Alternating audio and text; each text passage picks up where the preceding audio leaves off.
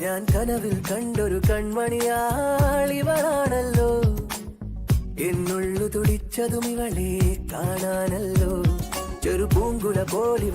Hello, നമ്മളിന്ന് വന്നിരിക്കുന്ന ഒരു ചെറിയൊരു വ്ലോഗ് കാണാനാണ്. അപ്പോൾ ഉപ്പാടെ കൃഷിത്തോട്ടമാണ്.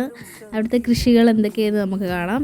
മെയിനായിട്ട് ഇവിടെ ഉള്ളത് കപ്പയാണ്. അപ്പോൾ ഇതേ കയറി ചെല്ലുന്ന വഴിയെല്ലാം നിറച്ച് വഴുതന നട്ടേക്കുവാണ്. നല്ല കായ്ച്ചിട്ടുണ്ട് വഴുതനയെല്ലാം. ഇത് കൃഷിക്കാർ വന്ന് കൊണ്ടുപോകാറുണ്ട്. അതപ്പോൾ നമ്മൾ വീഡിയോ എടുക്കുന്നതിന് ഫ്രണ്ടിൽ മോള് വന്ന് പോസ് ചെയ്ത് കാണിക്കുവാണ്.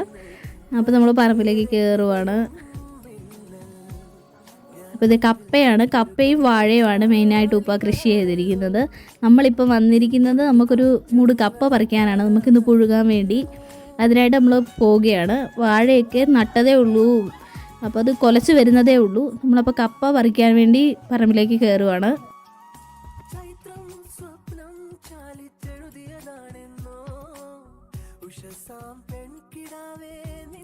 ഇതൊരു വെറൈറ്റി പച്ചമുളകാണ്. ഇത് വെള്ള കളറാണ്, ഭയങ്കര എരിവാണ്. എന്നാൽ ചെണ്ടക്കപ്പയ്ക്ക് ചമ്മന്തി അരയ്ക്കാൻ സൂപ്പറാണ് ഈ മുളക്. ഇവിടെ എല്ലാം കപ്പയാണ്. ഇതപ്പോൾ അത്ത കപ്പ പറിക്കാനുള്ള തയ്യാറെടുപ്പിലാണ്. അപ്പോൾ കപ്പയുടെ തണ്ട് വെട്ടിയിട്ടു. ഇനി കപ്പ പറിക്കാൻ പോവുകയാണ്. അപ്പോൾ അതിൻ്റെ മുകളിലത്തെ മണ്ണൊക്കെ മാറ്റി കപ്പ പറിക്കുകയാണ്.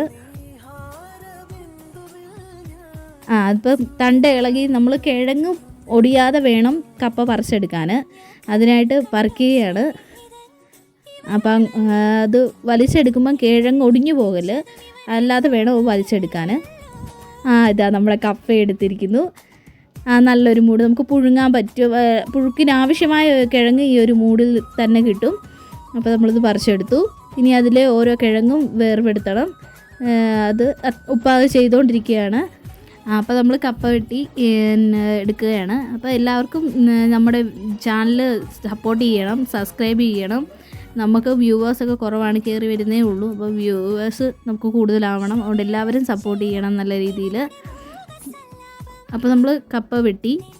അപ്പോൾ നമ്മുടെ കപ്പയെല്ലാം വെട്ടി കഴിഞ്ഞു. ഇനി ഉമ്മ അത് കവറിലേക്ക് ആക്കുകയാണ്.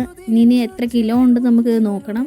ഇവിടെ ഒരു മൂടിൽ എത്ര കിലോ കപ്പ നമുക്ക് കിട്ടുന്നുണ്ടെന്ന് അറിയാൻ വേണ്ടിയാണ് നമ്മളത് ഇടയ്ക്ക് പറിക്കുമ്പോൾ എല്ലാം നോക്കുന്നുണ്ട്. ഒരുപാട് പേര് വെളിയിൽ നിന്ന് വന്ന് നമ്മുടെ കപ്പ മേടിച്ചുകൊണ്ട് പോകുന്നുണ്ട്. നല്ല കപ്പയാണെന്ന് പറഞ്ഞ് കച്ചവടക്കാർ കടകളിലേക്കും കപ്പ എടുക്കുന്നുണ്ട് നമ്മുടെ ഇവിടുന്ന്.